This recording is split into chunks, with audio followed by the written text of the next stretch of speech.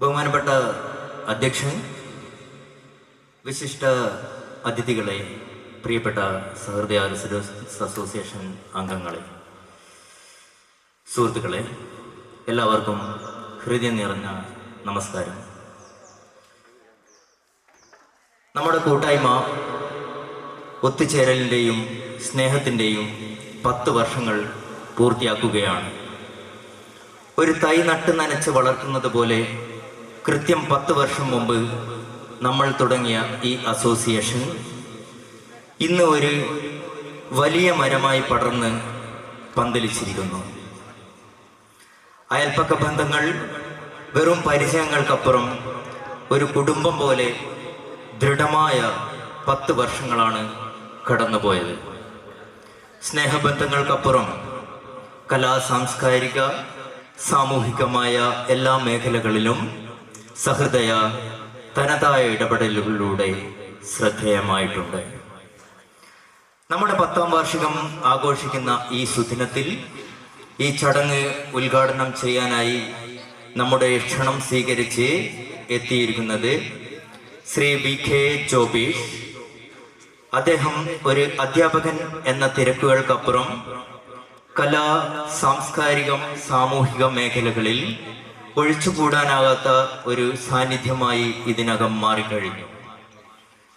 ഈ അടുത്ത കാലത്തായി സിനിമാ മേഖലയിലും അദ്ദേഹം തൻ്റെ പ്രാവീണ്യം തെളിയിച്ചു വരികയാണ്.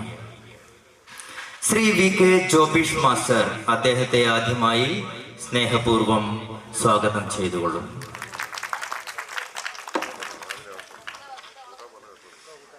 കഴിഞ്ഞ 10 വർഷത്തെ നമ്മുടെ വളർച്ചയിൽ കരുത്തായി നിന്ന ശ്രീ അശോകൻ VP, അദ്ദേഹം ഇപ്പോൾ സഹൃദയുടെ പ്രസിഡന്റ് സ്ഥാനം അലങ്കരിക്കുകയാണ്. ചടങ്ങിൽ അധ്യക്ഷത വഹിക്കുന്നതിനായി അദ്ദേഹത്തെ സ്വാഗതം ചെയ്യുന്നു. മുട്ടുങ്ങൽ സൗത്ത് UP സ്കൂൾ ഹെഡ്മിസ്ട്രസും സഹൃദയുടെ പിൻബലവുമായ ശ്രീ ജീജ ടീച്ചർ അനുമോദന ചടങ്ങ് കൈകാര്യം ചെയ്യുന്നു. ശ്രീമതി ജീജ ടീച്ചറെ സ്നേഹപൂർവം സ്വാഗതം ചെയ്യുന്നു. സഹൃദയുടെ കരുത്തനായ secretary Shri Rakesh PTK report അവതരണവുമായി നമ്മോടൊപ്പമുണ്ട്. അദ്ദേഹത്തെ സ്നേഹപൂർവം സ്വാഗതം ചെയ്യുന്നു. ആശംസകൾ നേരുവാനായിട്ട് സന്നിഹിതരായിരിക്കുന്ന വടകര ബ്ലോക്ക് പഞ്ചായത്ത് മെമ്പറും നമ്മുടെ സഹൃദയ റെസിഡൻസ് അസോസിയേഷന്റെ വൈസ് പ്രസിഡന്റ് കൂടിയായ ശ്രീ സുരേഷ് ചെറിയാണ്ടിയിൽ അദ്ദേഹത്തെ സ്നേഹപൂർവം ക്ഷണിച്ചുകൊള്ളും.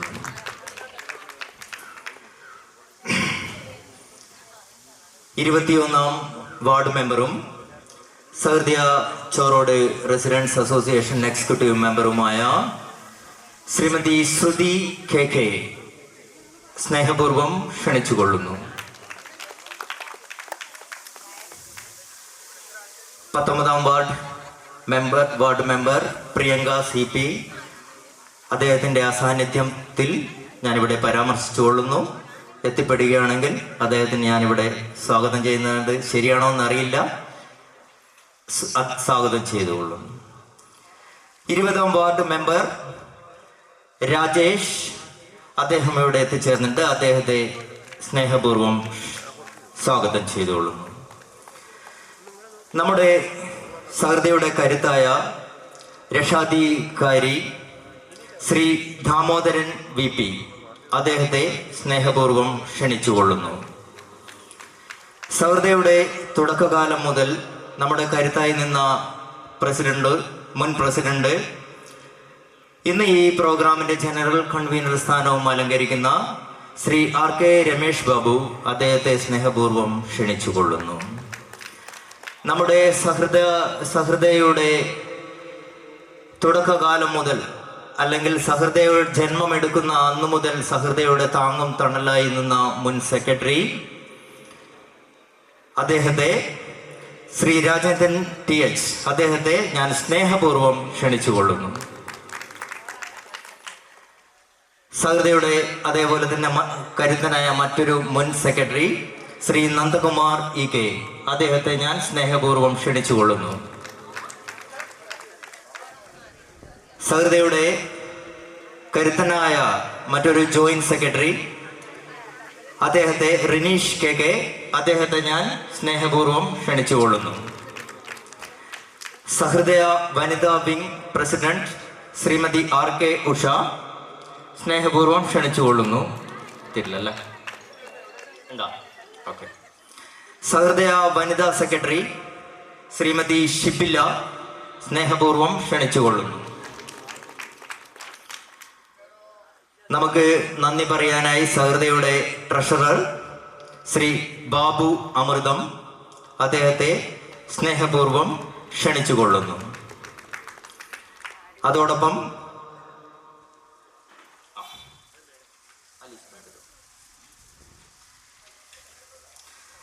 നമ്മുടെ അനുമോദന ചടങ്ങിലേക്ക് അനുമോദിക്കപ്പെടാൻ അർഹരായ കുട്ടികൾ ഇവിടെ എത്തിച്ചേർന്നിട്ടുണ്ട്.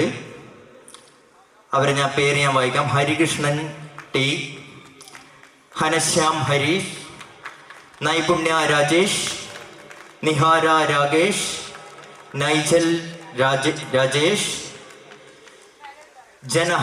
ജഹനാര എല്ലാവരെയും വളരെ അഭിമാനപൂർവ്വവും സ്നേഹപൂർവ്വവും ഈ പ്രോഗ്രാമിലേക്ക് സ്വാഗതം ചെയ്തുകൊള്ളുന്നു. ഇന്ന് നമ്മുടെ ക്ഷണം സ്വീകരിച്ചെത്തിയ എല്ലാവർക്കും, നമ്മുടെ കുടുംബാംഗങ്ങൾക്കും ഒരിക്കൽ കൂടി ഈ ഒരു പ്രോഗ്രാമിലേക്ക് സ്നേഹപൂർവ്വ സ്വാഗതം പറഞ്ഞുകൊണ്ട് നമ്മുടെ പ്രോഗ്രാമിൻ്റെ അധ്യക്ഷത സ്ഥാനം അലങ്കരിക്കാൻ നമ്മുടെ പ്രസിഡന്റ് ശ്രീ VP അശോകൻ അവർകളെ ഞാൻ ക്ഷണിച്ചുകൊള്ളുന്നു. നന്ദി, നമസ്കാരം. വേദിയിലും സദസ്സിലുമുള്ളവരെ, ബഹുമാനം നിറഞ്ഞ സ്നേഹം നിറഞ്ഞവരെ, ഒരുമയുടെയും കൂട്ടായ്മയുടെയും പര്യായമായ സഹൃദയ റെസിഡൻസ് അസോസിയേഷന്റെ അതിൻ്റെ പ്രവൃത്തി പദത്തിൽ 10 വർഷം പിന്നിടുകയാണ്. പരസ്പര സഹകരണവും ജാതിമത രാഷ്ട്രീയ വ്യത്യാസവുമില്ലാതെ പ്രവർത്തനവും നമ്മെ ഒരുമിച്ച് നിർത്തി. സഹൃദയ തുടക്കം മുതൽ നമ്മളെല്ലാവരും ഒരു മനസ്സോടെ പ്രവർത്തിച്ചു. അതുകൊണ്ട് സമൂഹത്തിന്റെ ഉന്നത തലത്തിൽ നമ്മുടെ റെസിഡൻസ് അസോസിയേഷൻ കഴിഞ്ഞിട്ടുണ്ട്. കോവിഡും പ്രകൃതി ദുരന്തങ്ങളും ഉണ്ടായപ്പോൾ നമ്മൾ ഒറ്റക്കെട്ടായി ഒരുമിച്ച് നിന്നു. ഈ കാലഘട്ടത്തിൽ നമ്മുടെ സഹൃദയ നൽകിയ കരുതലും സാമൂഹിക സഹകരണങ്ങളും എടുത്തു പറയേണ്ടതാണ്. സഹൃദയയുടെ പരിധിയിൽ വരുന്ന പ്രദേശങ്ങളെല്ലാം വൃത്തിയായി സൂക്ഷിക്കാൻ നമ്മൾ ഏറെ ശ്രദ്ധിച്ചിട്ടുണ്ട്. അതുപോലെ സാമൂഹ്യം നാട്ടിന്റെ സുരക്ഷയ്ക്ക് വേണ്ടി ധാരാളം ക്യാമറകൾ സ്ഥാപിച്ചതും എടുത്തു പറയേണ്ടതാണ്. കഴിഞ്ഞ 10 വർഷം കൊണ്ട് നമ്മൾ ഉണ്ടാക്കിയ സ്നേഹം, ബഹുമാനം, കൂട്ടായ്മ എന്നിവയും ഇനിയും ഉണ്ടാകട്ടെ എന്ന് ആഗ്രഹിച്ചുകൊണ്ട് നമ്മുടെ ദശവാർഷികം ഉദ്ഘാടനം ചെയ്യുവാൻ ശ്രീ ജോബിഷ് സാറിനെ ആദരവോടെ ക്ഷണിച്ചുകൊള്ളുന്നു. വേദിയിലെ അധ്യക്ഷൻ, മറ്റ് പ്രമുഖരായ വ്യക്തികളുടെ സാന്നിധ്യം, എൻ്റെ മുന്നിലിരിക്കുന്ന പ്രിയപ്പെട്ടവരെ, ഇത് 11 മണിക്ക് ആരംഭിക്കേണ്ട പരിപാടിയായിരുന്നു. ഇപ്പോൾ സമയം 12:10 ആയി. ഞാനിങ്ങനെ ആലോചിച്ചത്, ഈ അടുത്ത് സോമൻ കടലൂർ എന്ന എഴുത്തുകാരൻ എന്നോടൊരു ഉദ്ഘാടനം, ഇതുപോലൊരു പ്രഭാഷണം നടത്താൻ പോയ ഒരു അനുഭവം പങ്കുവച്ചിട്ടുണ്ടായിരുന്നു. അദ്ദേഹം കൂത്തുപറമ്പിനടുത്ത് തൊക്കിലങ്ങാടിയോ മറ്റോ ഒരു വൈകുന്നേരം ഇതുപോലെ ഒരു സാംസ്കാരിക സദസ്സ് ക്ഷേത്രത്തിലോ മറ്റോ സാംസ്കാരിക സദസ്സ് ഉദ്ഘാടനം ചെയ്യാൻ വേണ്ടി പോയതായിരുന്നു. അങ്ങനെ അദ്ദേഹം ആ ക്ഷേത്രത്തിന് അടുത്തുള്ള തൻ്റെ സുഹൃത്തായ ഒരു അധ്യാപകന്റെ വീട്ടിലേക്കാണ് ആദ്യം പോയത്. വൈകുന്നേരം 7 മണിക്കാണ് അദ്ദേഹത്തിൻ്റെ പ്രഭാഷണം. അപ്പം 7 മണിക്ക് അധ്യാപകന്റെ കൂടെ മറ്റ് പല കാര്യങ്ങളും പങ്കുവെച്ച് ആ സൗഹൃദം വീണ്ടും പുതുക്കിക്കൊണ്ടിരിക്കുന്നതിനിടയിലാണ് തൻ്റെ സുഹൃത്തായ അധ്യാപകന്റെ അമ്മ വീട്ടിലേക്ക് വന്നത്.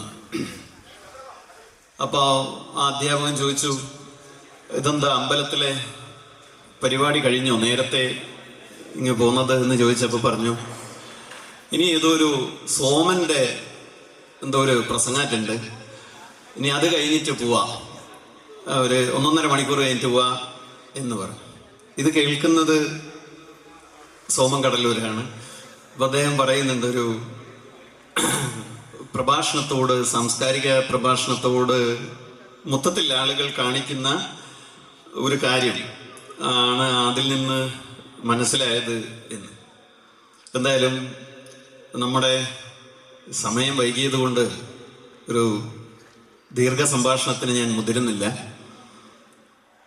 ഈ സഹൃദയ എന്ന ഈ റെസിഡൻസ് അസോസിയേഷൻ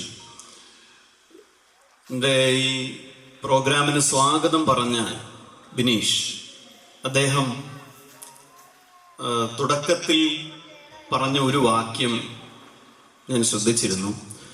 10 വർഷം മുമ്പ് ഞങ്ങളൊരു ചെടി വെച്ചു എന്നാണ് പറഞ്ഞത്. അപ്പോൾ എനിക്ക് ഓർമ്മ വന്നത്, വിമീഷ് മണി ഒരു മാതൃഭൂമിയിൽ ഒരു കവിത എഴുതിയിരുന്നു. അച്ചാധിൻ എന്നാണ് ആ കവിത. മനോഹരമായൊരു കവിതയാണ്. ആ കവിത നമ്മൾ ചില കാര്യങ്ങൾ, അതായത് പരിസ്ഥിതി ദിനം, ഫാദേഴ്സ് ഡേ, മദേഴ്സ് ഡേ, ഇങ്ങനെ ഒരു കാര്യം ഒരു ദിവസം നടത്തി അവസാനിപ്പിക്കുന്നതിനോടുള്ള ഒരു വിമർശനാത്മകമായ സമീപനമായിരുന്നു ആ കവിതയുടെ ഉള്ളടക്കം. ആ കവിത ആരംഭിക്കുന്നത് ഒരു പ്ലാവിൻ തൈയുടെ ആത്മകഥമാണ്. അല്ലെങ്കിൽ ആ പ്ലാവിൻ തൈ ഒരു വേദിയിൽ നിന്ന് തൻ്റെ അനുഭവം, തനിക്കുണ്ടായ ഒരു അനുഭവം പങ്കുവെക്കുന്നതാണ് ആ കവിത. ആ കവിത തുടങ്ങുന്നത് ഇങ്ങനെയാണ്: ഉദ്ഘാടകന് ഉപഹാരമായി കിട്ടിയ പ്ലാവിൻ തൈ, അതാണ് ഞാൻ എന്ന് പറഞ്ഞിട്ട് തുടങ്ങുകയാണ്. ആ പ്ലാവിൻ തൈ അന്നത്തെ അനുഭവം പങ്കുവെക്കുകയാണ്, ആ പരിസ്ഥിതി ദിനത്തിലെ അനുഭവം. അപ്പൊ ആ പ്ലാവിൻ തൈക്ക് ഉദ്ഘാടകൻ തൻ്റെ പ്രഭാഷണത്തിന് ഈ പ്ലാവിൻ തൈ എടുക്കുകയും അത് വെച്ചിട്ടാണ് സംസാരിക്കുന്നത്.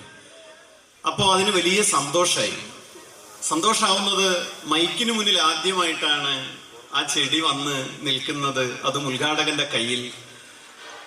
ആ മൈക്കിനോട് ആ പ്ലാവിൻ തൈക്ക് വലിയ പ്രണയം ഉണ്ടായിത്തീരുകയാണ്. കാരണം അദ്ദേഹം സംസാരിക്കുന്ന വാക്കുകൾ, അതിൻ്റെ ധ്വനിയും അതിനോട് ആളുകൾ കാണിക്കുന്ന സമീപനമൊക്കെ കണ്ട് പ്ലാവിൻ തൈ വലിയ ആഹ്ലാദം പുലർത്തുകയും പിന്നീട് അദ്ദേഹത്തിൻ്റെ ആംഗ്യമൊക്കെ കൂടിയപ്പോൾ ഈ തൈ വന്ന് ഈ മൈക്കിന് അതിൻ്റെ ഒരു ഇല തട്ടുകയും, അപ്പോഴാണ് ഞെട്ടി ഒരു കാഴ്ച കാണുന്നത്. ഈ പ്രഭാഷകന്റെ മുന്നിലിരിക്കുന്ന ഒരാൾ ഇങ്ങനെ ഉറങ്ങുകയാണ്. അപ്പോ ഈ മൈക്കിനോടുള്ള ആദരവൊക്കെ ആ ചെടിക്ക് ഇല്ലാതാവുകയും പിന്നീട് ആ ചെടി ഇങ്ങനെ ആലോചിക്കുകയാണ്, ഞാൻ ഏത് വീട്ടിലേക്കായിരിക്കും പോവുക? ഒരാടുള്ള വീട്ടിലേക്കായിരിക്കുമോ, ഒരു പശുവുള്ള വീട്ടിലേക്കായിരിക്കുമോ? അവിടെയൊന്നും ഞാൻ എത്തിപ്പെടരുതേ. കുട്ടികളില്ലാത്ത ഏതെങ്കിലും ഒരു അധ്യാപകന്റെ വീട്ടിലോ മറ്റോ എത്തിപ്പെടണമേ എന്ന് ആ പ്ലാവിൻ തൈ ആലോചിക്കുകയും, അങ്ങനെ അവസാനം ആ ഉദ്ഘാടനം കഴിഞ്ഞ് ആ പ്ലാവിൻ തൈ ഒരു കസേരയുടെ അടിയിൽ ഉദ്ഘാടകൻ കൊണ്ടുവെക്കുകയുമാണ്. അതിനുശേഷം ഈ പ്ലാവിൻ തൈ പറയുന്നുണ്ട്, ഞാൻ ക്ഷീണം കൊണ്ട് കുറേ നേരം ആടുമൊക്കെ ചെയ്തതല്ലേ ഉദ്ഘാടകന്റെ കയ്യിൽ കിടന്ന്, ക്ഷീണം കൊണ്ട് ഞാൻ ഉറങ്ങിപ്പോയി. ഞാൻ ഉണർന്നപ്പോൾ ആരും ഉണ്ടായിരുന്നില്ല മുന്നിൽ. കുറെ കസേരകൾ അട്ടിയിട്ടിട്ടുണ്ട്, അതിൻ്റെ അടിയിൽ ഞെരിഞ്ഞ് നിൽക്കുകയാണ് ഈ പ്ലാവിൻ തൈ. എടുക്കാൻ മറന്നുപോയതാണ്. അപ്പോൾ ഈ കസേരകളൊക്കെ പ്ലാവിൻ തൈയെ ട്രോളുന്നിടത്താണ് ആ കവിത അവസാനിക്കുന്നത്. ഇനി അടുത്ത പരിസ്ഥിതി ദിനത്തിലേക്ക് എത്ര ദുരന്തമുള്ള ദൂരം എന്ന് പറഞ്ഞുകൊണ്ടാണ് ആ കവിത അവസാനിക്കുന്നത്. അതായത് ഒരു ദിവസം പരിസ്ഥിതിയോട് സ്നേഹം കാണിക്കുകയും മറ്റെല്ലാ ദിവസവും പരിസ്ഥിതി വിരുദ്ധ പ്രവർത്തനമൊക്കെ നടത്തിക്കൊണ്ടിരിക്കുന്ന ഒരു ജീവിതത്തെയാണ് ആ കവിത കാണിക്കുന്നത്. തീർച്ചയായും അങ്ങനെയല്ല ഇവിടെ എന്ന് ഇതിന്റെ തുടക്കത്തിൽ ഉള്ള സൂചനയിൽ മനസ്സിലായി. ഈ ചെടി വെച്ചിട്ടുണ്ട് 10 വർഷം മുമ്പേ, അത് വളർന്ന് പടർന്നുകൊണ്ടിരിക്കുന്നുണ്ട് എന്നതിൻ്റെ സൂചനയാണ് ഒരുപക്ഷെ 300 കുടുംബങ്ങൾ എന്നുള്ളത്. ആ 300 കുടുംബങ്ങളിൽ ചിലർ കലാപരിപാടികളും മറ്റുമൊക്കെ ആയിട്ട് ഇവിടെ സംഗമിക്കാൻ പോകുന്നത് എന്നതും.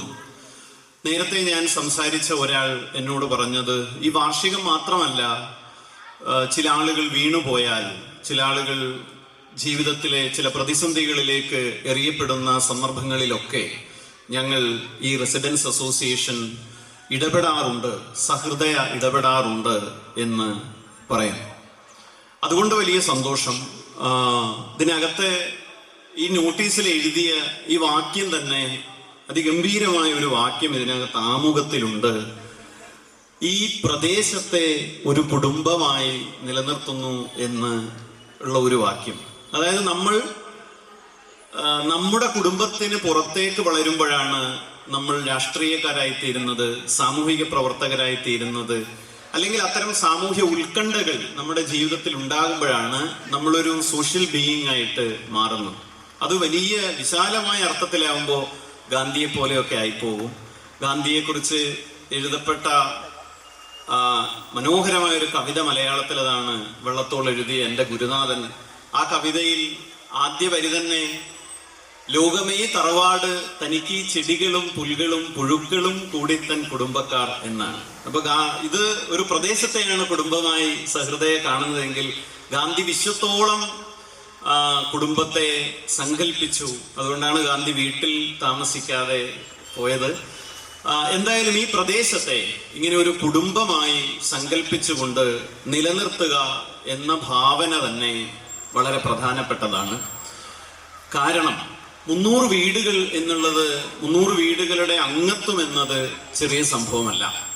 എന്തുകൊണ്ടെന്നാൽ കേരളത്തിൽ നിങ്ങൾ അടച്ചിട്ട വീടുകളുടെ എണ്ണം എത്രയാണ് എന്നറിഞ്ഞാൽ ഞെട്ടിപ്പോകും. 2011 സെൻസസ് പ്രകാരം കേരളത്തിലെ 10 ലക്ഷത്തിന് മുകളിലാണ് കേരളത്തിൽ അടച്ചിട്ട വീടുകൾ. എന്നാലോചിച്ച് നോക്കൂ, കേരളത്തിൽ വീടില്ലാത്ത ആളുകളുടെ എണ്ണവും വീടടച്ചിട്ട ആളുകളുടെ എണ്ണവും.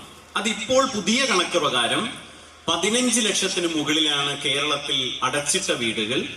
അതും കൂടുതൽ 3500 സ്ക്വയർ ഫീറ്റിൽ കൂടുതലുള്ളവയാണ് 60% എന്ന കണക്ക്. ഇനിയിപ്പോൾ അടുത്ത സെൻസസ് അടുത്ത ജനുവരി മാസം നടക്കാൻ പോകുമ്പോൾ പുതിയ കണക്ക് വരും. അത്രയും അടച്ചിട്ട വീടുകൾ ഉണ്ടാകുമ്പോഴാണ് നാം തുറന്നിട്ട വീടുകളിൽ നിന്ന് ഇത്രയും ആളുകൾ പരസ്പരം കൈ കോർത്ത്, അല്ലെ, ഒരു കളിയുടെ പേര് തന്നെ ഇന്ന് കൈകൊട്ടിക്കളി എന്നുള്ളതാണ്, അല്ലെ, പരസ്പരം സ്പർശിച്ചുകൊണ്ടുള്ള ഒരു ജീവിതത്തെ സാധ്യമാക്കുന്നത് എന്ന്.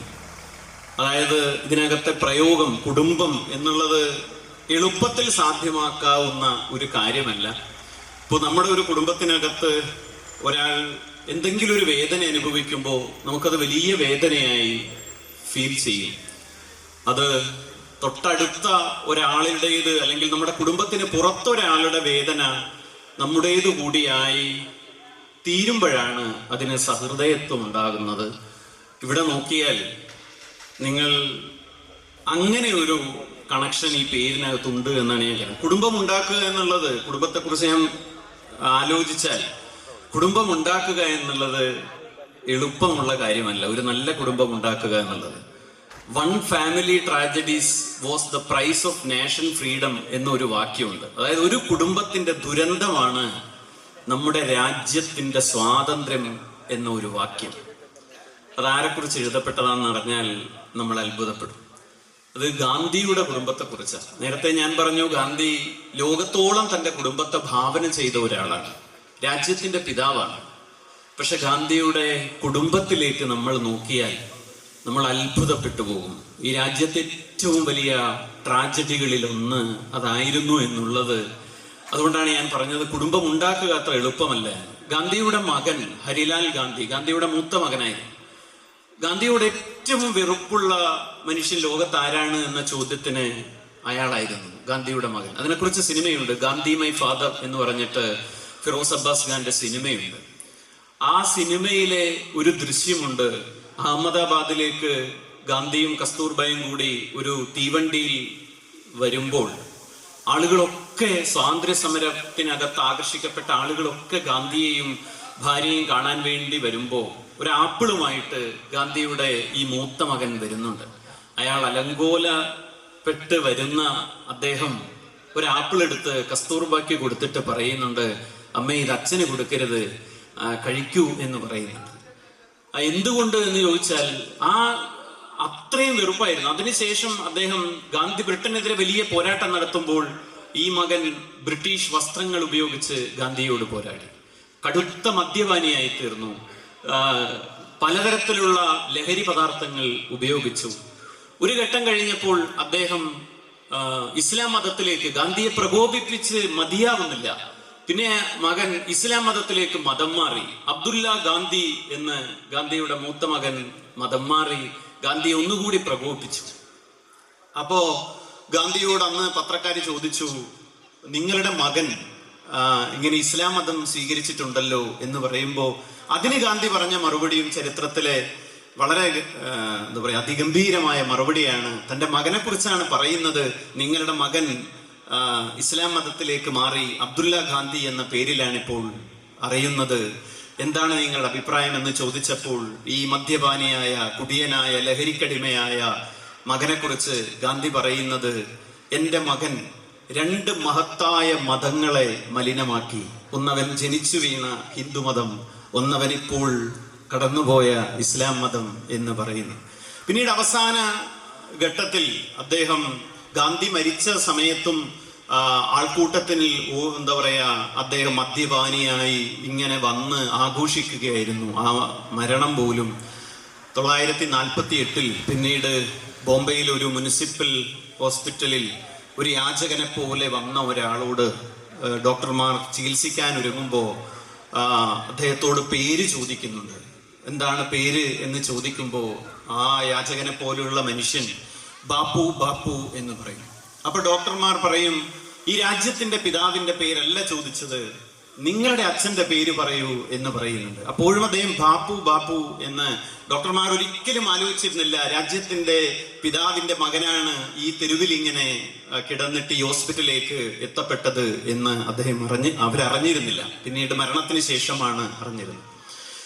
എന്തുകൊണ്ടാണ് ഇങ്ങനെ അദ്ദേഹം ആയിത്തീർന്നത് എന്ന ചോദ്യത്തിന് ഗാന്ധി ഇദ്ദേഹത്തിന് വിദേശത്ത് ബ്രിട്ടനിൽ പഠിക്കാൻ വേണ്ടിയിട്ട് ദക്ഷിണാഫ്രിക്കയിൽ ഉണ്ടായ സമയത്ത് ഗാന്ധിജിയുടെ സുഹൃത്ത് ഒരു സ്കോളർഷിപ്പോടുകൂടി ഈ മകന് പഠിക്കാനും തൻ്റെ അച്ഛനെ പോലെ ഒരു ബാരിസ്റ്റർ പദവിയിൽ എത്തിപ്പെടണം എന്ന് ആ കുട്ടി ആഗ്രഹിച്ചിരുന്നു. പക്ഷേ ഗാന്ധി തൻ്റെ മകന് അത്തരം ഒരു ആനുകൂല്യം വേണ്ട എന്നും ബ്രിട്ടനിൽ പോയി പഠിക്കേണ്ട എന്നും തീരുമാനിക്കുകയാണ്. അത് തൻ്റെ ഉള്ളിലുള്ള, തൻ്റെ സ്വപ്നത്തെ ഇല്ലാതാക്കിയ ആ അച്ഛനോടുള്ള വെറുപ്പാണ് അദ്ദേഹം ഭൂമിയിൽ ജീവിച്ച് തീർത്തത്. അതാണ് ഞാൻ തുടക്കത്തിൽ പറഞ്ഞത്, ഒരാളുടെ അല്ലെങ്കിൽ ഒരു കുടുംബത്തിന്റെ ട്രാജഡിയാണ് ഒരു രാജ്യത്തിന്റെ സ്വാതന്ത്ര്യം എന്നുള്ളത്. ഒരു വീഡിയോ വൈറലായി പോയിക്കൊണ്ടിരുന്നു. അത് നിങ്ങളും ഒരുപക്ഷെ കണ്ടിട്ടുണ്ടാകും.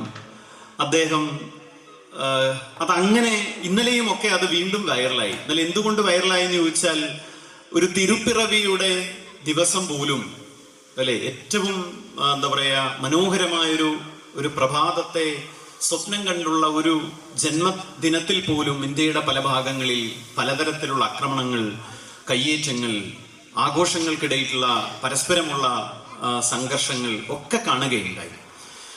അപ്പൊ എങ്ങനെയാണ് നമ്മളുടെ മതത്തോടുള്ള സമീപനം ആയിരിക്കേണ്ടത് എന്നതായിരുന്നു ശ്രീനിവാസന്റെ ആ ചെറിയ വീഡിയോ. അദ്ദേഹം പറയുന്നത്, 1984 അന്ന് ഞാൻ കുറച്ച് സിനിമകളൊക്കെ ചെയ്തിട്ടുള്ളൂ. ആ സമയത്ത് എനിക്കൊരു പ്രണയമുണ്ടായിരുന്നു. ആ പ്രണയിക്കുന്നവരെ വിവാഹം ചെയ്യാൻ വേണ്ടിയിട്ട് വലിയ നിർബന്ധമുണ്ടായപ്പോൾ എൻ്റെ കയ്യിൽ അന്ന് പണമൊന്നും ഉണ്ടായിരുന്നില്ല. ഞാൻ ഈ വിവരം തൊട്ടടുത്ത ദിവസം വിവാഹം നടത്തേണ്ടതുണ്ട്, അതിനെവിടുന്ന് പണം സംഘടിപ്പിക്കാമെന്ന് ആലോചിച്ചപ്പോൾ ഞാൻ ഇന്നസെന്റിനെ പോയി കണ്ടു എന്നും. ഇന്നസെന്റ് വന്ന് സിനിമയിൽ വലിയ സ്റ്റാർ ഒന്നും ആയിട്ടില്ല. അപ്പൊ ഇന്നസെന്റ് ഒരു 400 രൂപ ശ്രീനിവാസന് കൊടുക്കുകയും ആ 400 രൂപയുമായിട്ട് അദ്ദേഹം തൻ്റെ നാട്ടിലേക്ക് പാട്യത്ത് പോയിട്ട് ചില കുടുംബക്കാരെ ഓട്ടോറിക്ഷയൊക്കെ വിളിച്ച് ക്ഷണിക്കുന്നത് കല്യാണത്തിന് വരാതിരിക്കാനാണ് എന്ന് അദ്ദേഹം പറയുന്നുണ്ട്. കല്യാണത്തിന് വരാൻ വേണ്ടിയിട്ടല്ല, വരാതിരിക്കാനാണ് ക്ഷണിക്കുന്നത് എന്നാണ് പറയുന്നത്. കാരണം അത് രജിസ്റ്റർ ഓഫീസിൽ വെച്ച് നടത്തിയ വിവാഹമായിരുന്നു.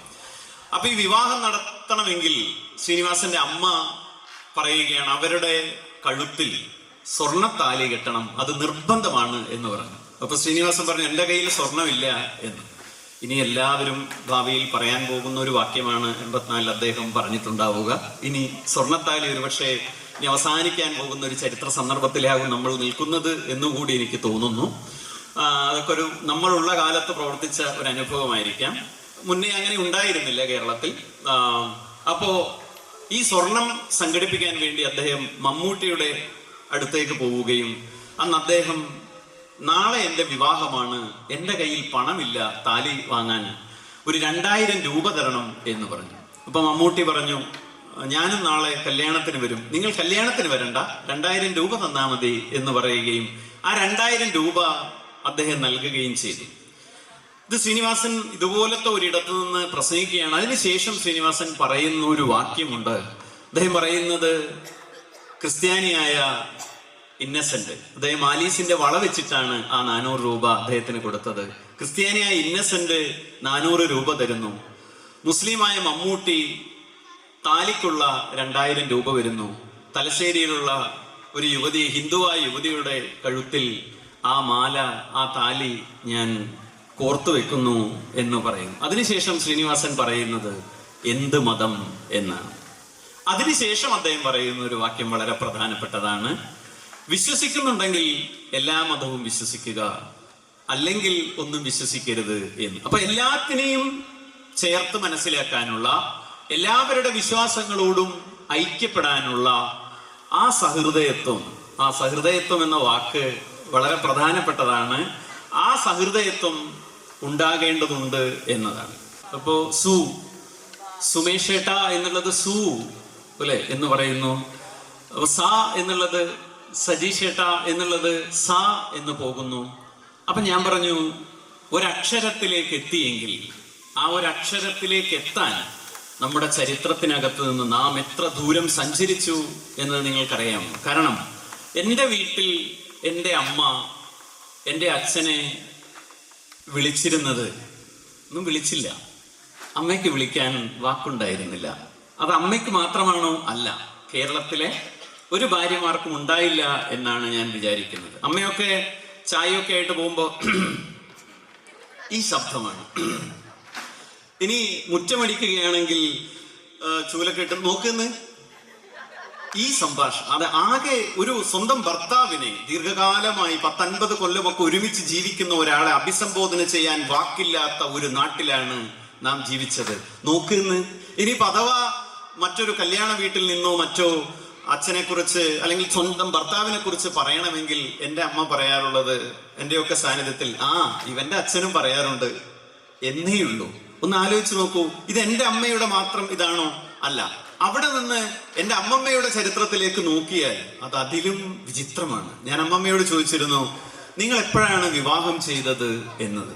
അപ്പൊ അമ്മമ്മ പറഞ്ഞു, രാത്രി 8 മണിക്കായിരുന്നു എൻ്റെ വിവാഹം. ഒന്ന് ആലോചിച്ച് നോക്കൂ, രാത്രി. അപ്പൊ ഞാൻ ചോദിച്ചു, നിങ്ങൾ അച്ചാച്ചനെ കണ്ടിരുന്നോ മുന്നേ? ഇല്ല. പെണ്ണ് കാണലേ ഇപ്പോഴും നമ്മുടെ സൊസൈറ്റിയിലുള്ളൂ, ആണ് കാണൽ ഇല്ലല്ലോ അല്ലെ. പെണ്ണിനെ കാണുക അല്ലെ, പെണ്ണിനെ കാണാൻ. കേരളത്തിലെ വിവാഹമൊക്കെ ഭയങ്കര അല്ലെ, പിൽക്കാലത്ത് ആളുകൾക്ക് ചിരിക്കാനുള്ള ആലോചനയായി അല്ലെ, യൂറോപ്പിൽ നിന്നൊക്കെ ആളുകൾ പഠിക്കുമ്പോൾ. കാരണം എന്താ, നമ്മുടെ നാട്ടില് പശുവിനൊക്കെ വാങ്ങാൻ പോകുന്നത് പോലെയാണ് അല്ലെ പെണ്ണ് കാണൽ ചടങ്ങ് കേരള സമീപകാലം ഇപ്പോഴാണ് അതിനകത്തൊക്കെ വലിയ ചേഞ്ച് വന്നത്.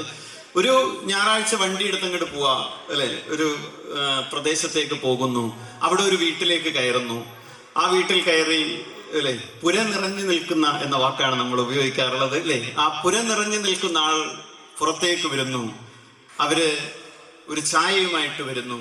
ആതിഥ്യ മര്യാദയിൽ നമുക്ക് അവരുമായിട്ടുള്ള സംഭാഷണത്തിന് 1 2 സംഭാഷണം. എന്താണ് ചോദ്യം? ഏതുവരെ പഠിച്ചു, എന്ത് ചെയ്യുന്നു, സുഖമല്ലേ അല്ലേ? നമ്മളൊരു കോളേജിലൊക്കെ പോയാൽ നമ്മളൊരു സൗഹൃദ പട്ടിക എങ്ങനെയാണ് സ്റ്റാർട്ട് ചെയ്യുക?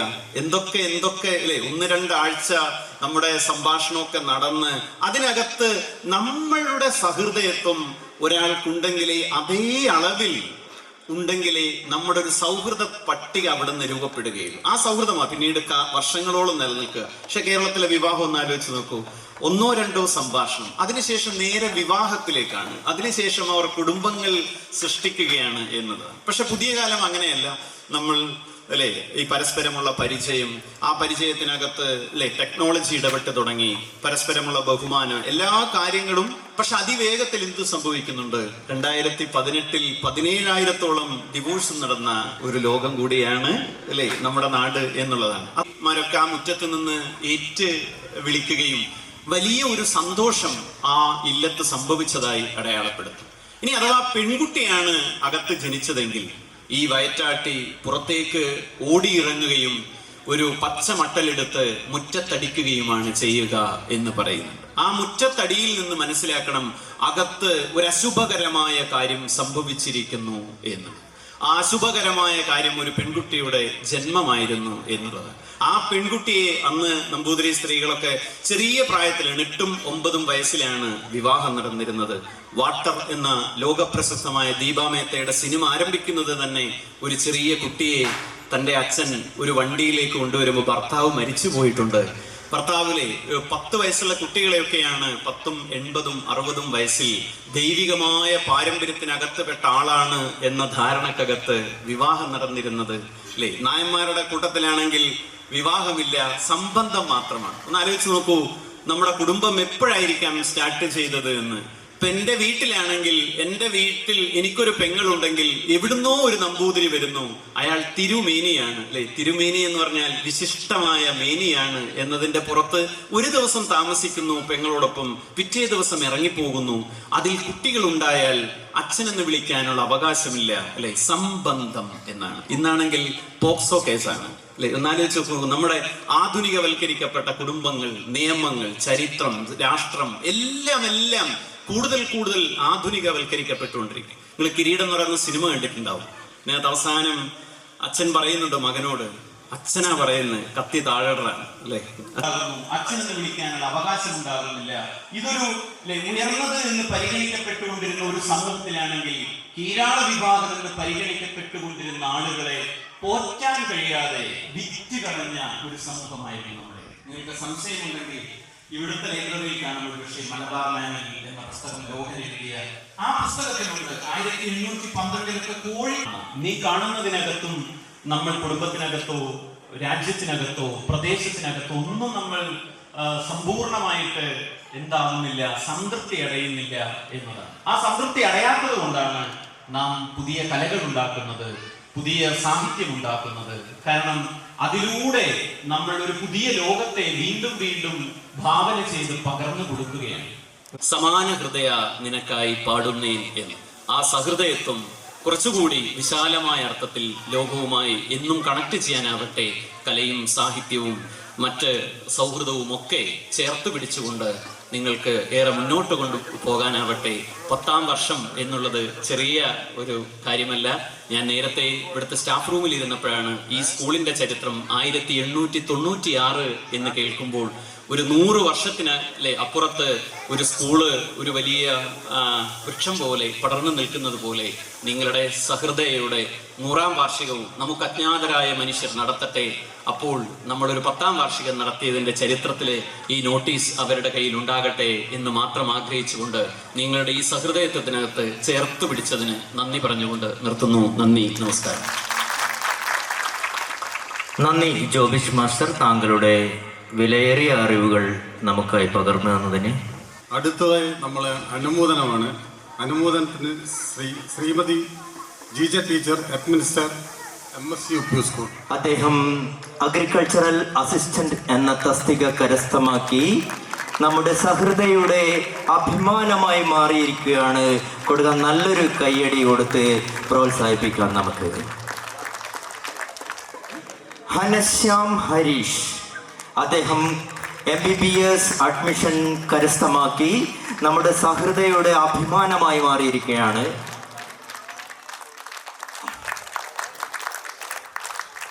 നൈപുണ്യ രാജേഷും MBBS അഡ്മിഷൻ കരസ്ഥമാക്കി സഹൃദയുടെ അഭിമാനമായിരിക്കുകയാണ്. നമുക്ക് നല്ലൊരു കയ്യടി നൈപുണ്യക്ക് കൊടുക്കാം.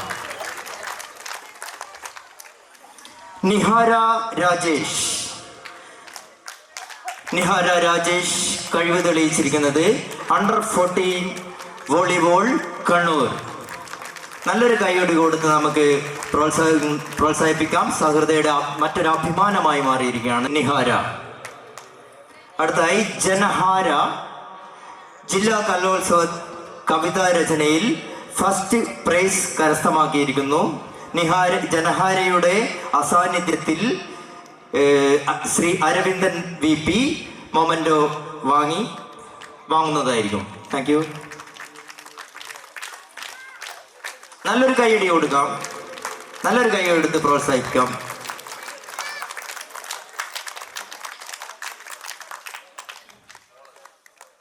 അടുത്തായി നൈജൽ രാജേഷ്, കർണാടിക് ക്ലാസിക്കൽ മ്യൂസിക്കിൽ വിജയം കരസ്ഥമാക്കിയിരിക്കുകയാണ്. നല്ലൊരു കൈയോടെ എടുത്ത് പ്രോത്സാഹിപ്പിക്കാം.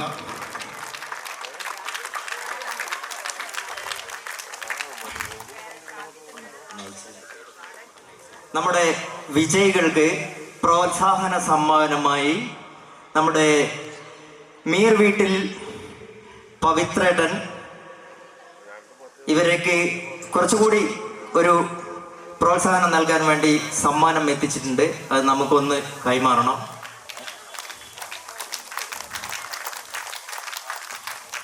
ജോബി സാർ സമ്മാനം കൈമാറുന്നതാണ്. കൊടുക്കാം നല്ലൊരു കൈയടി.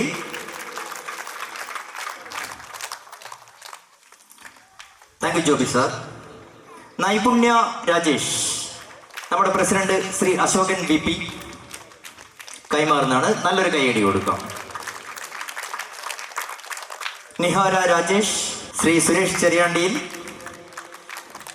ബ്ലോക്ക് പഞ്ചായത്ത് പ്രസിഡന്റ്, നമ്മുടെ vice president. Thank you Suresh ഏട്ടാ. ജഹനാര അരവിയേട്ടൻ ഒന്നുകൂടി വരണം. നമ്മുടെ സെക്രട്ടറി ശ്രീ രാജേഷ് PTK സമ്മാനം കൈമാറുന്നതാണ്. നല്ലൊരു കൈയടി കൊടുക്കാം.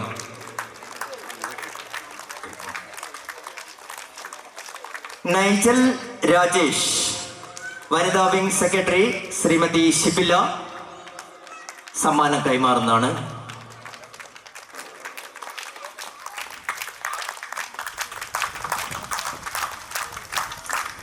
നമുക്ക് ഈ പ്രോത്സാഹന സമ്മാനം നൽകിയ മീർ വീട്ടിൽ പവിത്രേട്ടന് നല്ലൊരു കൈയടി. സഹൃദയുടെ നന്ദി ഞങ്ങളുടെ ഹൃദയത്തിന്റെ ഭാഷയിൽ അറിയിച്ചുകൊള്ളുന്നു. പവിയേട്ട നന്ദി നന്ദി, നമസ്കാരം. സഹൃദയ റെസിഡൻസ് അസോസിയേഷന്റെ ആദരണീയനായ അധ്യക്ഷൻ ശ്രീ അശോകൻ VP നമ്മുടെ ഈ പരിപാടി ഉദ്ഘാടനം ചെയ്യുകയും മുഖ്യ പ്രഭാഷണം നടത്തുകയും ചെയ്ത ജോബിഡ് സർ, വേദിയിലുള്ള സഹൃദയുടെ വിശിഷ്ട വ്യക്തിത്വങ്ങൾ, അനുമോദനം ഏറ്റുവാങ്ങിയ പ്രിയപ്പെട്ട മക്കൾ, സഹൃദയ കുടുംബാംഗങ്ങളെ, പ്രിയപ്പെട്ടവരെ, 10 വർഷങ്ങൾക്ക് മുമ്പ് വെച്ചുപിടിപ്പിച്ച ചെടിയുടെ വളർച്ച ഇത്രത്തോളമായി എന്നതിൽ അതിയായ സന്തോഷത്തോടെയാണ് നാം ഏവരും ഇവിടെ ഇരിക്കുന്നത്. നമ്മുടെ റെസിഡൻസ് അസോസിയേഷനെ സംബന്ധിച്ചിടത്തോളം ഇന്നത്തെ സദസ്സ് കുറഞ്ഞു പോയെങ്കിലും വൈകുന്നേരത്തെ കലാപരിപാടികൾക്കായി എല്ലാവരും അതിൻ്റെയൊക്കെ ചുവട് പിടിച്ചുകൊണ്ട് പ്രവർത്തനങ്ങളൊക്കെ ഒരുക്കി കൂട്ടുന്നത് കൊണ്ടാണ് നമ്മുടെ സദസ്സ് കുറഞ്ഞു പോയത്. ഏതായാലും അതിനുള്ള ഒരുക്കങ്ങളൊക്കെ പൂർത്തിയായി കൊണ്ടിരിക്കുന്നു.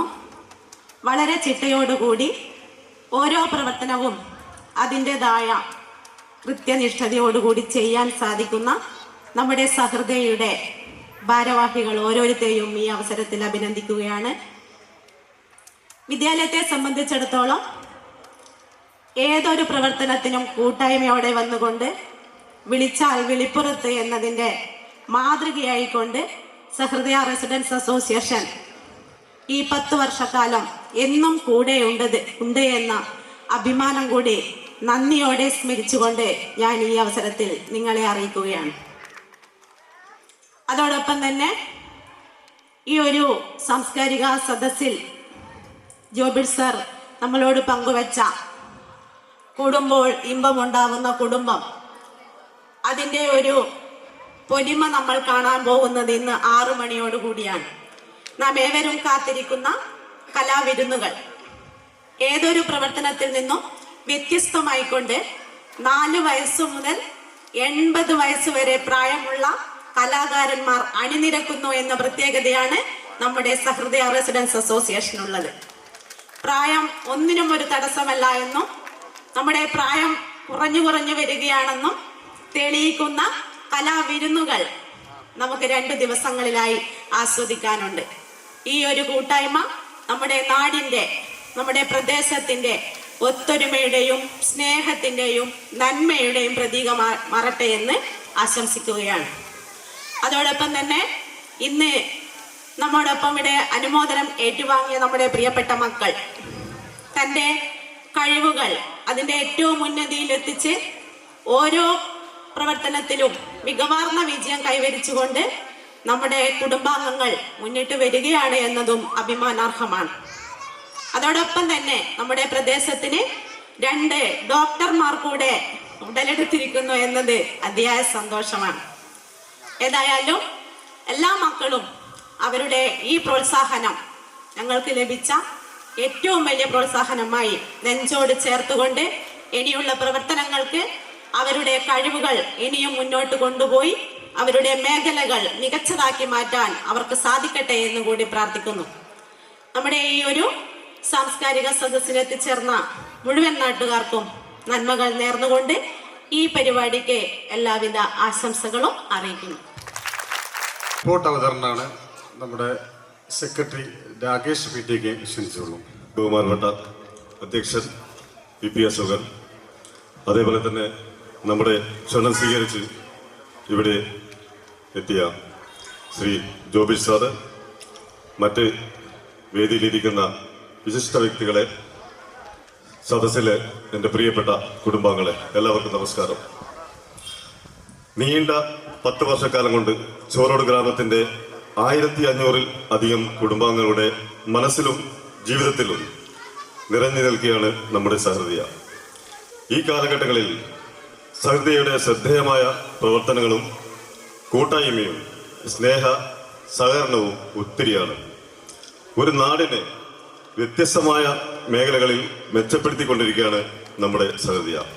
ചോറോട് ഗ്രാമത്തിൻ്റെ ദുഃഖത്തിലും സന്തോഷത്തിലും സാമൂഹിക സാംസ്കാരിക വിദ്യാഭ്യാസ മേഖലകളിലും നമ്മുടെ സഹൃദയ കയ്യൊപ്പ് വെച്ചിട്ടുണ്ട്. പരിമിതമായ സമയം കാരണം വിശദമായ റിപ്പോർട്ടിലേക്ക് ഞാൻ കടക്കാൻ ആഗ്രഹിക്കുന്നില്ല. എന്നിരുന്നാലും പറയാതിരിക്കാൻ വയ്യാത്ത സഹൃദയയുടെ അഭിമാനമായ ചില പ്രവർത്തനങ്ങൾ മാത്രം ഞാൻ പറയാൻ ആഗ്രഹിക്കുന്നു. ഒരു നാടിൻ്റെ ആരോഗ്യം അതിൻ്റെ ശുചിത്വ മേഖലയാണ്. കാട് വെട്ടിയും ഇടവഴികൾ പോലും ശുചീകരിച്ചും മാലിന്യത്തെ പരമാവധി നിർമ്മാർജ്ജനം ചെയ്യുന്നതിൽ സഹൃദയ ഒരു പടി മുന്നിലാണ്. പിന്നെ സഹൃദയയുടെ പ്രദേശം സുരക്ഷിതമായി വെക്കുക എന്നതിൻ്റെ വെളിച്ചത്തിൽ ഉണ്ടായിക്കൊണ്ടിരിക്കുന്ന ധാരാളം പ്രശ്നങ്ങളെ അതിജീവിക്കാൻ പ്രധാന സ്ഥലങ്ങളിലെല്ലാം നമ്മൾ CC ക്യാമറ വെച്ചിട്ടുണ്ട്. സഹൃദയ കുടുംബാംഗങ്ങളിൽ നിന്നും മികവുറ്റ വിജയം നേടിയവരെ നമ്മൾ എന്നെന്നും അഭിമാനത്തോടെ ആദരിക്കുന്നുമുണ്ട്. ആരോഗ്യരംഗത്ത് കുടുംബാംഗങ്ങൾക്ക് വേണ്ടി മെഡിക്കൽ ക്യാമ്പ് നടത്തിയതും ശ്രദ്ധേയമാണ്. പിന്നെ നാഷണൽ ഹൈവേ വികസന പ്രവർത്തനവുമായി ബന്ധപ്പെട്ട് ഗുരുതരമായ പ്രശ്നങ്ങളിൽ നമ്മുടെ ഇടപെടൽ ഒരു പരിധിവരെ പ്രശ്നപരിഹാരത്തിലും ഉണ്ടായിട്ടുണ്ട്. പിന്നെ ചോറോട് റെയിൽവേ ക്രോസിംഗുമായി ബന്ധപ്പെട്ടുണ്ടായ പ്രശ്നങ്ങൾ നമ്മുടെ സഹൃദയ ഔദ്യോഗികമായി ഇടപെട്ട് സഞ്ചാരം യോഗ്യമാക്കിയതും എടുത്തു പറയേണ്ട ഒരു കാര്യം തന്നെയാണ്. അടുത്തതായി മഴക്കാലമായാൽ നമ്മൾ അനുഭവിച്ചുകൊണ്ടിരിക്കുന്ന വെള്ളക്കെട്ടിന് ശാശ്വത പരിഹാരം ഉണ്ടാക്കുവാൻ പഞ്ചായത്തിന്റെ കൂടെ സഹൃദയയുടെ ഇടപെടൽ എടുത്തു പറയേണ്ട മറ്റൊരു പ്രവർത്തനമാണ്. നമ്മുടെ കൂട്ടായ്മയുടെയും സ്നേഹത്തിന്റെയും പര്യായമാണ് നമ്മൾ നടത്തി വരുന്ന വ്യത്യസ്തമായ വിനോദയാത്രകൾ. ടൂറുമായി ബന്ധപ്പെട്ട് നമ്മൾ നടത്തുന്ന ടൂർ ഫണ്ട് നമ്മളിൽ ചിലരുടെ സേവന മനോഭാവത്തിന്റെ ഉദാഹരണം കൂടിയാണ്. മാത്രം പറഞ്ഞുകൊണ്ട് ഞാൻ തൽക്കാലം എന്റെ വാക്കുകൾ അവസാനിപ്പിക്കുന്നു. എല്ലാവർക്കും എന്റെ നന്ദി, നമസ്കാരം. അടുത്തായി ആശംസ അറിയിക്കാൻ നമ്മുടെ വൈസ് പ്രസിഡന്റും ബ്ലോക്ക് മെമ്പറുമായ സുരേഷ് ചെറിയാണ്ടിയെ ക്ഷണിച്ചുള്ളൂ. നമ്മുടെ ഈ പരിപാടിയുടെ അധ്യക്ഷൻ VP അശോകൻ, നമ്മുടെ ഈ 10ാം വാർഷികം ഔപചാരികമായി ഉദ്ഘാടനം ചെയ്ത ജോബിഷ് മാസ്റ്റർ, പുതുതായി തിരഞ്ഞെടുക്കപ്പെട്ട ജനപ്രതിനിധികൾ, അക്കാദമികവും ഇതരവുമായിട്ടുള്ള മേഖലകളിൽ പ്രാഗൽഭ്യവും കഴിവും പ്രകടിപ്പിച്ചിട്ടുള്ള വിദ്യാർത്ഥികൾ, അതേപോലെ തന്നെ വേദിയിലും സദസ്സിലും ഇരിക്കുന്ന ബഹുമാന്യരെ, സഹൃദയയുടെ ദശവാർഷികാഘോഷം കേവലം 10 വർഷം എണ്ണത്തിൽ ഒതുങ്ങി നിൽക്കുന്ന ഒന്നല്ല. അത് ഒരു പ്രവർത്തന നിരതമായ, അതേപോലെ തന്നെ സക്രിയമായിട്ടുള്ള ഒരു 10 വർഷമാണ്. അതൊരു അപൂർവമായിട്ടുള്ള തുടർച്ചയായിട്ട് നമുക്ക് കാണാൻ പറ്റും. അതിൻ്റെ തുടക്കത്തിൽ എങ്ങനെയായിരുന്നുവോ അതേപോലെ തന്നെ അതിൻ്റെ തുടിപ്പും അതിൻ്റെ ആവേശവും എല്ലാ പ്രൗഢിയോടും കൂടെ ഇപ്പോഴും നിലനിൽക്കുന്നു എന്നുള്ളത് എടുത്തു പറയേണ്ട ഒരു കാര്യം തന്നെയാണ്. നമുക്ക് ഈ കാര്യങ്ങളൊക്കെ സാധ്യമാകുന്നത് ഇതിലെ അംഗങ്ങളുടെ നിസ്വാർത്ഥമായിട്ടുള്ള പ്രവർത്തനങ്ങളിലൂടെയാണ്. ഏത് പ്രശ്നങ്ങളും അല്ലെങ്കിൽ ഏത് പരിപാടികളും സ്വന്തം വീട്ടിൽ നടക്കുന്നത് പോലെ പരിഗണിക്കപ്പെട്ടുകൊണ്ട് കൈമെയ് മറന്ന് എല്ലാവരും യോജിച്ച് നിന്നുകൊണ്ട് പ്രവർത്തനങ്ങളെ വിജയിപ്പിക്കാൻ വേണ്ടി അഹോരാത്രം ഇടപെടുകയാണ്. നേരത്തെ ഇവിടെ സൂചിപ്പിച്ചു കഴിഞ്ഞിട്ടുണ്ട്, നമ്മുടെ എല്ലാ പ്രതിസന്ധി ഘട്ടങ്ങളിലും 2015 മുതൽ ഇങ്ങോട്ട് കേരളം അഭിമുഖീകരിച്ച കുറേ പ്രയാസങ്ങളും പ്രതിസന്ധികളും ഉണ്ടായിട്ടുണ്ട്. അത് നമ്മുടെ ഗ്രാമത്തെയും ബാധിച്ചതാണ്. ആ ഘട്ടങ്ങളിലെല്ലാം തന്നെ നമ്മുടെ ജനതയെ, നമ്മുടെ കുടുംബാംഗങ്ങളെ ചേർത്ത് പിടിച്ചുകൊണ്ട് ആ പ്രതിസന്ധികളെ മുറിച്ചു കടക്കാൻ വലിയൊരളവോളം സഹൃദയ പ്രവർത്തിച്ചിട്ടു എന്നത് അഭിമാനപൂർവ്വം ഓർക്കേണ്ടതായിട്ടുള്ള ഒരു കാര്യമാണ്. അപ്പം ഇങ്ങനെ വിവിധ തരത്തിലുള്ള പ്രവർത്തനങ്ങളിൽ ഇടപെട്ടുകൊണ്ട് നമ്മുടെ ഈ റെസിഡൻസ് അസോസിയേഷനെ ഒരു ജനാധിപത്യ രീതിയിൽ പ്രവർത്തിക്കുന്ന ഒരു കൂട്ടായ്മയായിട്ട് മാറ്റുന്നതിൽ ഇതിൻ്റെ നേതൃത്വങ്ങൾ വളരെ ക്രിയാത്മകമായിട്ട് ഇടപെട്ടുകൊണ്ടിരിക്കുകയാണ്.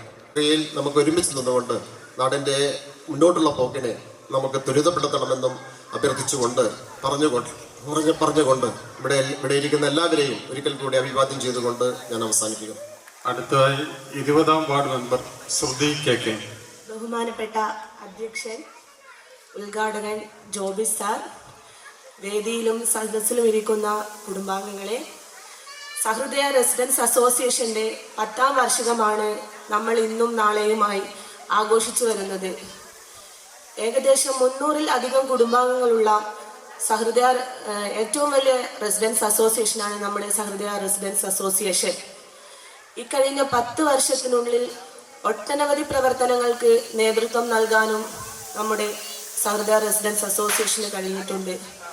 അതുപോലെ ചെറിയ കുട്ടികൾ മുതൽ മുതിർന്ന പ്രായം വരെയുള്ളവർക്കുള്ള അവരുടെ കഴിവുകൾ അവതരിപ്പിക്കാനും നല്ലൊരു വേദി ഒരുക്കാൻ നമ്മുടെ റെസിഡൻസ് അസോസിയേഷന് സാധിച്ചിട്ടുണ്ട്. നമ്മുടെ പ്രദേശത്തെ പ്രശ്നങ്ങൾക്കും എല്ലാം ഒറ്റക്കെട്ടായി നിന്ന് പ്രവർത്തിക്കാനും കഴിഞ്ഞു.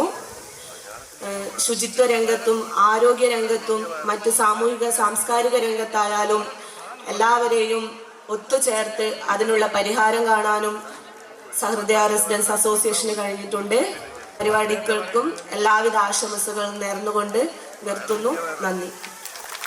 ഉദ്ഘാടകൻ, മറ്റ് വേദിയിലും സദസ്സിലും ഇരിക്കുന്ന ബഹുമാനികൾ, ഇന്നത്തെ ഈ ചടങ്ങ് തന്നെ സഹൃദയ റെസിഡൻസ് അസോസിയേഷൻ്റെ 10ാം വാർഷികമാണെന്ന് നാം ആഘോഷിക്കുന്നത്. ആ പേര് പോലെ തന്നെ സഹൃദയമാണ്. ഹൃദയം തുറന്ന ഒരു മനസ്സിനുടമകളായ മെമ്പർമാരാണ് നമ്മുടെ മുമ്പിലും ചുറ്റുമിരിക്കുന്നത്.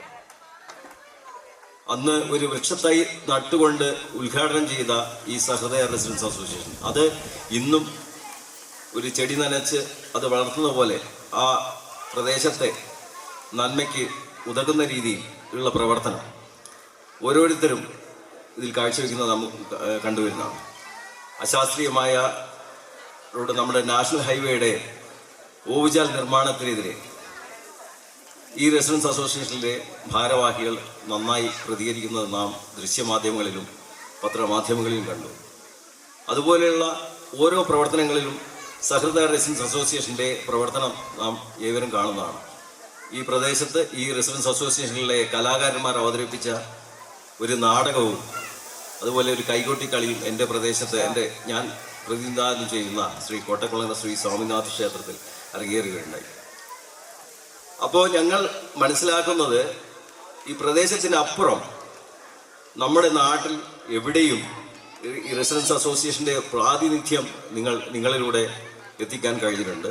അതുപോലെ തന്നെ ഇനി വളർന്നു വരുന്ന യുവതലമുറ, കൗമാരക്കാരായ കുട്ടികളുടെ വളർച്ചയ്ക്ക്, അവരുടെ നന്മയ്ക്കും വേണ്ടി ഒരു കളിസ്ഥലവും മറ്റ് കാര്യങ്ങളും, വായനശാല ഇവിടെ, ജനശക്തി പോലെയുള്ള വായനശാല ഇവിടെയുണ്ട്. അതുപോലെയുള്ള എല്ലാവിധ ആശംസകളും നേരിടും. അടുത്ത RK Ramesh Babu, general convener സഹൃദയ.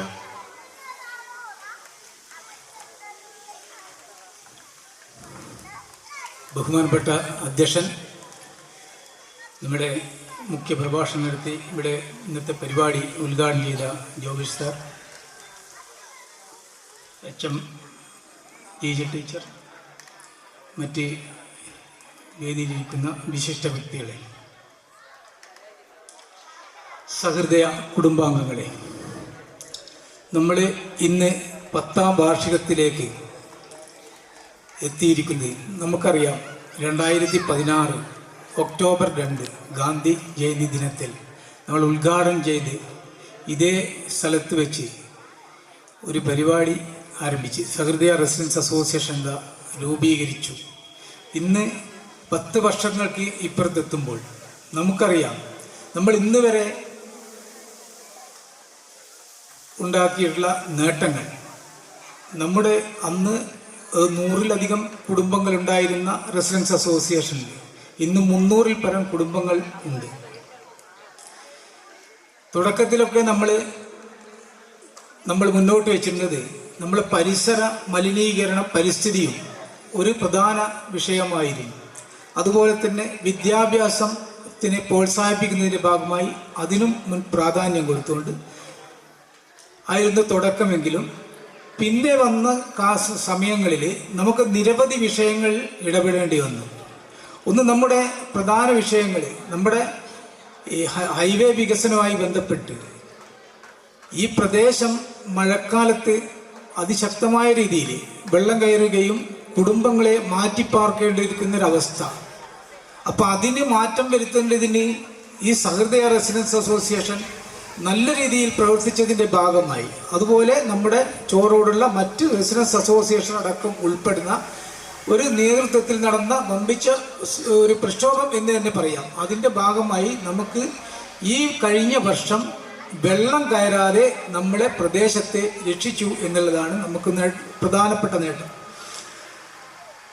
അതുപോലെ നമ്മൾ 2-3 വർഷത്തോളമായി ദുരിതം അനുഭവിക്കുന്ന ദേശീയപാത വികസനവുമായി ബന്ധപ്പെട്ട് നിരവധി പ്രശ്നങ്ങൾ നമ്മൾ MLA MP ഉൾപ്പെടെയുള്ള ആൾക്കാരിൽ സമ്മർദ്ദം ചെലുത്തുകയും ഈ പ്രദേശത്ത് സന്ദർശിക്കുകയും നമുക്ക് ഒരു സഞ്ചാര സ്വാതന്ത്ര്യത്തിന് വേണ്ടിയുള്ള അത് ഒന്ന് നമുക്ക് നേരത്തെ തന്നെ എത്രയും പെട്ടെന്ന് സഞ്ചാര സ്വാതന്ത്ര്യം അനുവദിക്കുക, അതുപോലെ തന്നെ നമ്മൾ നിലവിലുള്ള ബസ് സ്റ്റോപ്പ് നിലനിർത്താനുള്ള വേണ്ടിയുള്ള പ്രശ്നം, ഇങ്ങനെയുള്ള വിഷയങ്ങളിലൊക്കെ സഹൃദയ വളരെ ശക്തമായി പ്രവർത്തിച്ചുകൊണ്ടിരിക്കുകയാണ്. നമുക്കറിയാം സഹൃദയ റെസിഡൻസ് അസോസിയേഷൻ്റെ ഈ 10ാം വാർഷികമായിട്ട് ബന്ധപ്പെട്ട് 2 മാസത്തോളമായി നമ്മുടെ 40ഓളം വനിതകൾ, 40ൽ പരം വനിതകൾ ഒരു കൈകൊട്ടിക്കള്ളി മത്സരം നടത്തുന്നുണ്ട്.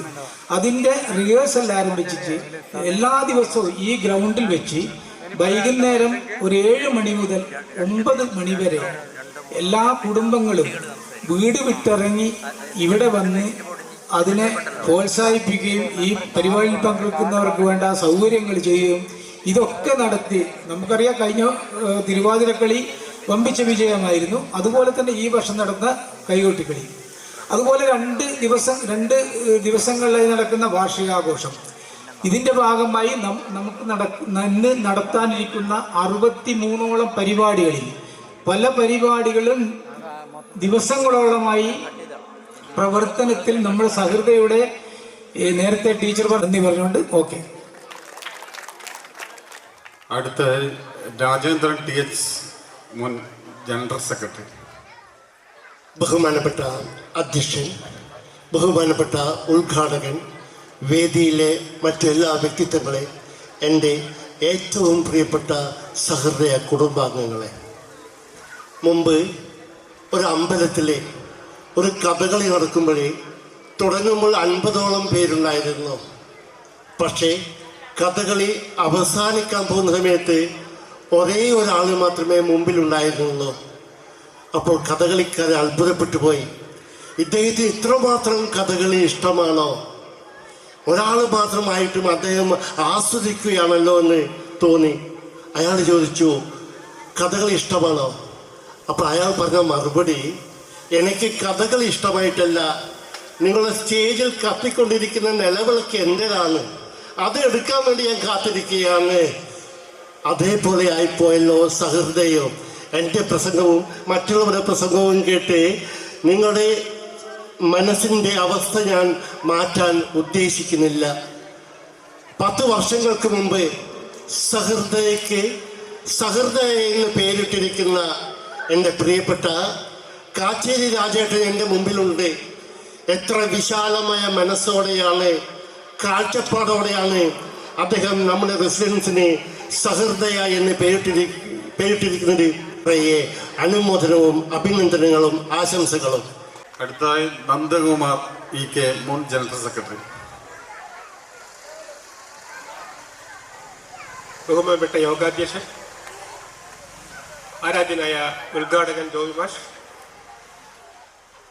യോഗത്തിൽ സന്നിഹിതരായിരിക്കുന്ന സഹൃദയ കുടുംബാംഗങ്ങളെ, വേദിയിൽ സദസ്സിലുള്ള മറ്റുള്ളവരെ, നല്ല ചൂടായിട്ടിരിക്കുക ഇപ്പം എല്ലാവരും അല്ലേ? അപ്പോൾ നമ്മളൊരു വല്ലാത്തൊരു രീതിയിലുള്ള സംസാരമൊക്കെ സംസാരിച്ചു കഴിഞ്ഞാൽ ഞങ്ങൾക്ക് സഹിക്കൂല എന്നുള്ള അറിയാം. അതാണ് രാജേന്ദ്ര മാഷ് പറഞ്ഞു തുടങ്ങി വെച്ചത്. ഞാൻ 1-2 കാര്യം പറയാം. നമ്മൾ സഹൃദയ തുടങ്ങിയ കാലമൊക്കെ പാർട്ടിയെ കൃത്യമായിട്ട് പറഞ്ഞു തന്നു. 2016 ഒക്ടോബർ 2 ഗാന്ധി ജയന്തി ദിവസത്തിൽ നമ്മൾ 1ാം വാർഷികം വളരെ നല്ല രീതിയിൽ ആഘോഷിച്ചു അല്ലേ? ആ കാലഘട്ടങ്ങളിൽ മറ്റുള്ള പരിപാടികളിൽ നിന്ന് വിഭിന്നമായി നമ്മൾ ചാനലിലൊക്കെ കാണുന്ന പരിപാടികളിലെ അതിനേക്കാൾ നല്ല രീതിയിൽ നമുക്ക് അവതരിപ്പിക്കാൻ കഴിഞ്ഞു. അത് നമ്മുടെ ഈ ഗ്രാമത്തിന്, ഈ പ്രദേശത്ത് തന്നെ നമുക്ക് നല്ലൊരു കാര്യം ചെയ്യാൻ പറ്റി, ഉണർവ് ഉണ്ടാക്കാൻ പറ്റി. അതിന്റെ തുടർച്ചയായിട്ടാണ് നമ്മളിപ്പം 10ാം വാർഷികവും ആഘോഷിക്കുന്നത്. 10ാം വർഷത്തിന്റെ കാര്യങ്ങളൊക്കെ എല്ലാവരും ഇങ്ങനെ പറഞ്ഞു കഴിഞ്ഞ് വീണ്ടും ഞാൻ റിപ്പീറ്റ് ചെയ്തില്ല. എന്നാലും ഇത് തുടങ്ങിയിട്ട് RK സഹൃദയക്ക് നേർന്നുകൊണ്ട് ഞാൻ നിർത്തുന്നു. വനിതാ വിഭാഗം സെക്രട്ടറി.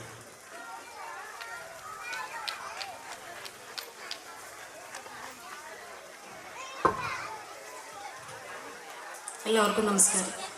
ബഹുമാനപ്പെട്ട സഹൃദയയുടെ അധ്യക്ഷൻ Shri VP Ashokan, secretary Shri Rakesh PTK, നമ്മുടെ ഇവിടെ ക്ഷണം സ്വീകരിച്ചെത്തിയ ശ്രീ ജോബി സാർ, മറ്റ് വേദിയിലിരിക്കുന്ന വിശിഷ്ട വ്യക്തികളെ, സഹൃദയ കുടുംബാംഗങ്ങളെ, ഒരു റെസിഡൻസ് അസോസിയേഷൻ നമ്മുടെ നാട്ടിൽ എന്തൊക്കെ ചെയ്യാൻ പറ്റും എന്നതിൻ്റെ ഉത്തമ ഉദാഹരണമാണ് നമ്മുടെ ഈ സഹൃദയ റെസിഡൻസ് അസോസിയേഷൻ. 300-ലധികം കുടുംബങ്ങളെ ഒരു കുടക്കീഴിൽ കൊണ്ടുപോകുക എന്നത് വളരെ ബുദ്ധിമുട്ടുള്ളൊരു കാര്യം തന്നെയാണ്.